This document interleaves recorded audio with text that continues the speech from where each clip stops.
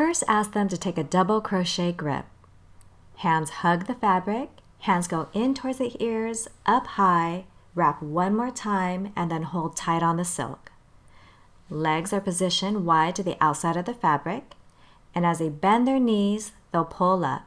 Ask them to hold the straddle for 3 seconds, spotting their lower back, long legs, toes pointed, and bottoms come down, then feet. The second move is a tuck. They're going to jump up and go in between the fabric, hips at the level of the elbows, spotting their lower back and knees. For pike, they're going to shift their hips slightly back, then straighten their legs. And for pencil, they'll pull up, strong body straight up and down on the inside of the fabric, glutes really tight, their gaze looking forward and not at their feet.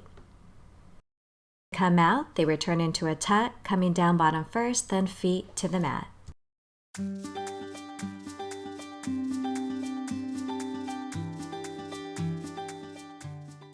For new beginners, you can have them crochet while they're on the floor. You have them hug the silk, arms up, wrap, and hold. Bring their legs wide into a straddle. Then lean back, bringing their hips up to meet their hands, trying to hold for a few seconds. This move conditions their abs to prepare them to go upside down. If they have trouble going upside down on their own, you can place your knee as a spot. This also protects your lower back. Ask them to place the foot closest to you, spotting by holding onto their ankle and their arm. Ask them to lean back and get their hips and other leg up, guiding their leg up to assist them into the rotation of any of the inversions. Instead of pulling up, which requires more strength, ask them to sit down like they're sitting onto a chair, and you can spot by holding their leg right at the back of their knee. They lean back, and as they lift their legs, you can guide the rotation while still remaining kneeling on the ground.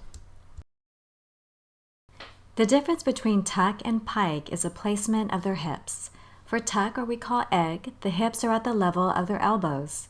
And for pike, their hips shift back and their knees are now at the level of their elbows.